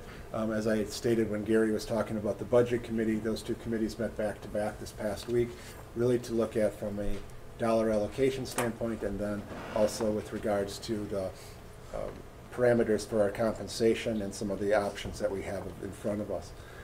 Tonight, what I'm going to recommend, at least as a minimum, is that we probably have 3 different motions as we're looking at this. One is for the tentative agreement with the Waunakee Teachers Association. Number 2, on compensation for all of our other employee groups. And the third one being for administration separately. It gives Mark an opportunity to abstain from that vote, given that Chris is an employee in the district. So that at a minimum is the way that you can approach this. What I'd like to do is just summarize exactly really what we have in front of us and what we're asking for your action on tonight. First of all, negotiations with the WTA, as was already stated earlier, took place a few weeks ago. The maximum amount we are able to negotiate per state law and base wages is the 1.26%, and you'll see that as part of the item in front of you this evening, where we have a tentative agreement on that, and that will be an item that we would ask you to vote on separately. The second piece were some items that were already put into the budget, and you saw them through the iterations of the budget throughout since the spring. The $1,500 for points, the supplemental pay for the teaching staff, 2% salary increases for non-teaching staff, and then the co-curricular base increase, which was previously approved in a previous budget cycle. I think we added $1,000 to that base until we get it caught up to what our true starting salary is. So we're hoping in the next few years to be able to have that equal to really and then float with our starting salary for teachers. So those first 4 items were items that you've seen through the budget process as we move forward. Since I believe it was like October 19th, somewhere in there, Steve has been working very hard to really get costings to all of our other options that we wanted to consider for compensation. Rebecca, if I can just have you scroll down a little bit for me, that'd be great. There you go, thank you. These were the 6 items that were really on the table for consideration. The QTI study results for the classified staff, and you saw that come through last spring. This really is addressing really the market-based system for bringing our staff to the beginning and a midpoint from that study. Adjusting the QTI study for administrative assistance so that we can stay reflective of inflation within that system and stay current. The admin catch-up piece, which has been a process that has been in place for well over a decade, the dollars associated with that. We had a couple of our administrative staff who have been, for different reasons, had not been part of that catch-up phase, and the recommendation would be that we bring them into that system and accommodate that adjustment this year. So our recommendation tonight is actually for the 4 items on the top that you saw as part of the budget process, and then the options to consider 1, 2, 3, and 4 being the recommendation for tonight. Items 5 and 6 we had quite a bit of discussion on at the HR committee. The PBIS coaches, I think we need to have some additional clarification as far as a little bit more about what that position is, how it compares to some of our other positions within the schools, such as building coordinators, etc. And it's an item that I see potentially bringing back for consideration later. We initially had some discussion about paying for that out of contingency. There was some concern in the budget committee with regards to that, and then HR. So that will be an item that I'll probably bring back as we get further into this budget cycle and just have some further discussions about it and flush out that item as need be. That has been communicated to the coaches that we're continuing to discuss that. The last item was really a conversation that took part as part of our QTI study, was should we be having a greater differential between regular and special education health assistants, some of our specialist paraeducators and assistants. This was really, the item there is just to show what is the cost. If the differential was $1, that's $46,000. What we have decided at this point, or what our recommendation is to hold on that, to do some additional study in that area, and then to bring that back into the next budget cycle if this is an area that we would like to address. So the recommendation that's in front of you that was endorsed by the HR committee, again, was the first 4 items at the very top of this page, and then items 1, 2, 3, and 4 under the options area, and having full adoption of those tonight. It goes back to also this being contingent on moving the $83,000 from the Energy Efficiency Fund for this year, it being available for salaries, and then that going back next year to be available for energy efficiencies or facility maintenance. So, Steve, you've done a heck of a lot of work on this area. Is there anything that you would have to add to anything that I just summarized here that I missed? I would just add that if you approve items 1 through 4, which was the HR committee recommendation, we will have a balanced budget, and we'll still have the $100,000 contingency for the rest of the year, less the position that you approved earlier tonight. So you want 3 recommendations? I would say the first one would be the WTA tentative agreement. That would be the first one. The second one can be all groups except administration, and then I do administration separately, so that it provides Mark the opportunity. Does that include item number 4 below, or is that or are these bottom 4? It really just includes the number, the 2% on the top. Okay, got it. Okay. So. Make were a you- motion to approve The WTA tentative agreement. WTA tentative agreement. Second. Any discussion on that portion, just the WTA agreement? All in favor? Aye. Aye. Opposed? Okay. Then we need a second one, which would be all other All the other groups as presented, except the administration. So all other groups. Make the motion to approve all other groups except administration as presented. Second? Any discussion? I have a comment, just that it's gonna be really important as we go forward with these other groups and even the next part with administration on job description and evaluation. It's something we're gonna have to improve on as we balance this and give pay raises per Randy's whole discussion earlier. We've got a lot of work to do with that to make that match up to improve all that, so.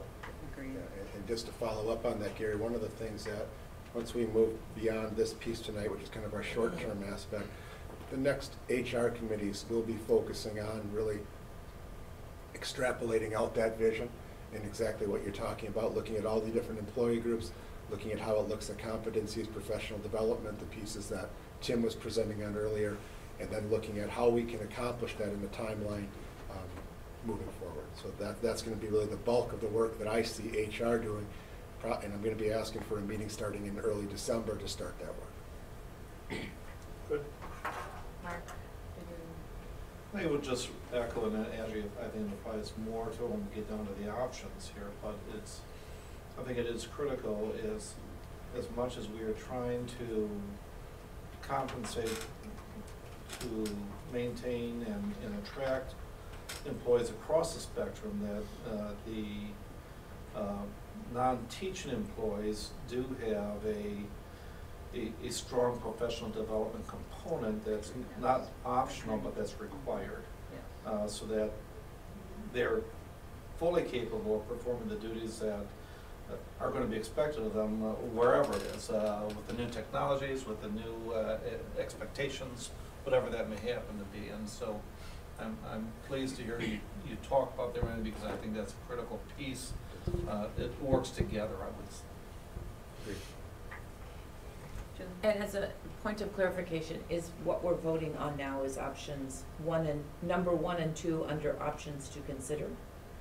What you're voting on right now would be everything, the motion would be everything from, would be 2, 3, and 4, 1, 2, 3, and 4, with the exception of the 2% for administration. That's what this next motion would be. Well, no, we took 3 and 4 out because that's administrators. No. Those don't involve that. Out of the individual. 2%. They don't involve. The reason that, you can Okay, do I get it, it. you can do I it get that way it. if you like, Okay. yeah. So really the piece that I think that Mark needs to abstain from is the one that involves the 2% of the top. Good clarification. Yes. So Thank we you, are yes. voting on everything right now except the 2% for administrative staff. So it includes the catch-up Yes, pay thank and you. the adjustment pay. Okay. And I do appreciate the issue that the budget committee would have also, at HR, we were also talking about sustainability of funding. So, this question of moving something that's parked over here for one purpose is that in the future, it has to be sustainable. And we were told that it is being considered that way. So we had a similar discussion at HR, so thank you. Okay, any other discussion? Good clarification. All right, the motion's on the table. All in favor? Aye. Aye. Opposed? And lastly is the 2% for administration. And 2% for administration. Moved by Peggy, Second. second by Gary. Any discussion on that? All in favor? Aye. Opposed? Abstain. Abstain. Thank you. Thank you all. Next, we have consent agenda items. We can do them all together, or if anybody wants to pull something out. Move approval of the consent agenda as submitted. Second. Any discussion on any of the items in there? All in favor? Aye. Opposed? Thank you. And we're down to board business. Looking at the state convention, January 17th to 19th. Rebecca has the rooms already reserved for us, and it's really just now. Please take a look at that if you'd like to attend. We would like to be able to access the early bird registration. That's coming up, I believe, by, so if you can let us know by the December board meeting is when you'd like to know. Is that correct, Rebecca? Yep. That's if anybody knows tonight, you can just let Rebecca know, but we'd really like to know by the next board meeting. So take a look at what those dates are and if you would be able to and be wanting to attend. Legislative updates? I don't have anything from the legislative update tonight. I do have some correspondence. Okay, correspondence. Correspondence in your packet tonight. You'll see Wisconsin School Music Association has a letter of thank you to Rick Braun and Ryan Clout for the middle level state honors project that was hosted at the high school. So, second of all, you'll see from Forecast 5 Analytics, there was an award presented to Steve at the National Convention for the work that he has helped to lead in our district with how we use some of the financial analytics and how we applied them to our budget process. So that's a pretty big deal. So we're very proud of Steve and all of his staff of bringing that product forward, encouraging us to really try to look at how we can utilize that better and being recognized at a national level for that work. As with that, they sent a letter and a check to me for $500, of which Steve could help direct towards professional development or scholarships or other needs, and he would like it to go to student scholarships. So we've already started that process. Thank you, Steve, for doing that. And then Julie and I had testified on the Senate bill and the Assembly bill on the whole competitive bidding, and we received a response via email from Senator Erpenbach's office, so that was included as well. This was an aside when we after we testified for that, or before we testified for that bill, I did contact some of our local vendors that we've used that this would have been impacted by. They were all aware of the bill and had been contacting their associations, etc., of advocacy as well. But I believe the bill did pass, and it is it's passable. Did the Senate not the Assembly yet, or did it also pass It the went through the committee. I thought it was on track to pass. Is what my It was understanding is. unclear to me. I did In this appreciate the email, I wasn't update sure. from Senator Erpenbach, but it almost raised more questions to me than it answered. And it said that there were some amendments, and there was provided a link for the amendments, and when I tried to click on that, there was no content in the, so I mean, I guess what's done is done, but yeah, I would probably need to follow up to find out what those amendments were. Right. Interesting. Okay, future agendas and meetings. Something that we would like to do is we would like to have a budget and an HR committee meeting. I think we've had fairly good luck trying to do those back to back. If doing them in the morning would help again. We're looking at the first week in December. Is there a day on the first week of December that we could do like budget at 8 o'clock, HR at 9, or vice versa? So the week of the 4th? Yes. Wednesday does not work for us because we have a cabinet meeting, but I think the other ones can be I think I'm flexible. totally clear that week, so it makes no difference to me. Is there, Tuesday? yeah, if I could stay, well, what would, either a Monday or a, The 4th works. would Monday be a possibility? Yeah. I'm trying to look at my schedule Yep. and I'm pretty Yep. booked. Okay. So So it's which one- budget at 8 and HR at 9, is that what we're doing Yeah, again? does that work? What Yep. day? Budget at 8 and HR at 9. Cause I run a tight ship. That work for you, Steve? Yeah. I'd also like a co-curricular committee. So looking at co-curriculars, that's Jack, Dave, and Gary. We've had, traditionally in the fall, we have some of our clubs and organizations that do their proposals in the fall. Just with the events kind of over the last month, I haven't had that scheduled, but we've kind of got backlogged in a few of those. So I would like to have a co-curricular meeting sometime probably that same week. So Jack, Gary, and Dave, is there a time we could do? Probably no more than an hour I would need for co-curriculars. Yeah, does Dave meet at a certain time? His is usually at 5. What's that? Sometimes he can make it at 4. Okay. Monday at 4? Is that what you're saying? I can check with him. I Yeah. can call him tomorrow. Yeah, we could do that. We could try 4 o'clock, and if not, would 5 o'clock work? Okay. Jack, does that 5 work? 5 o'clock would work. 5 better would, for me. 5 would work better. Why don't we just do 5 o'clock on the 4th? Okay. The last item I have is I did touch base with Larry Hale with regards to doing our linkage meeting with the Justice League. His students are ready to go. They would do it as a round table type of, where they'd have multiple tables, we'd break out, and then the kids would be kind of leading that. Probably about a 2-hour time frame. Larry's also helping coach middle school girls volleyball, or basketball, one of the two. And he's, one of the thoughts he had was, could we do it on a Wednesday? That was one option. Otherwise, I would say that probably a Monday is probably the one that kind of keeps us clear of most of our activities. But if I could have a couple dates that I could toss past Larry tonight for him to run past his students, that would be helpful. Are you talking in December or? He would, yeah, he's ready to go anytime. I thought if we did it in December, I believe we have, that way we don't get too bunched up with other special meetings that we might schedule later. I think in January or February we have a curriculum meeting. So if we could do it in December before the holidays, that would be great. That same week, the 6th? Before the holiday 6th. performances, I assume you mean. Yeah. 6th does not work for me. Okay. 13? 13. Oh, what time were you thinking? I will most likely be gone, but that's only one person, so. You gone the whole week?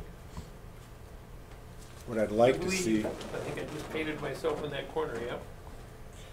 Jack, what's the earliest you could start a meeting? Because what I'm trying to do is, if I do it on a Wednesday, we do try to get out by 6:15, 6:30 for most of our events.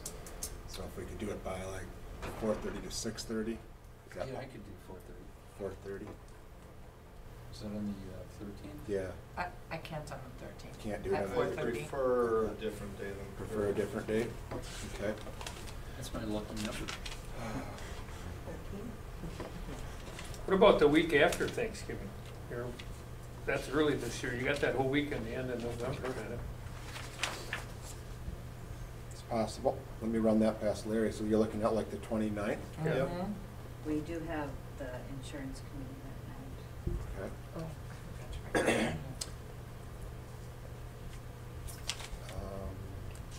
What does the Justice League do with This is kind of a group, they're kind of,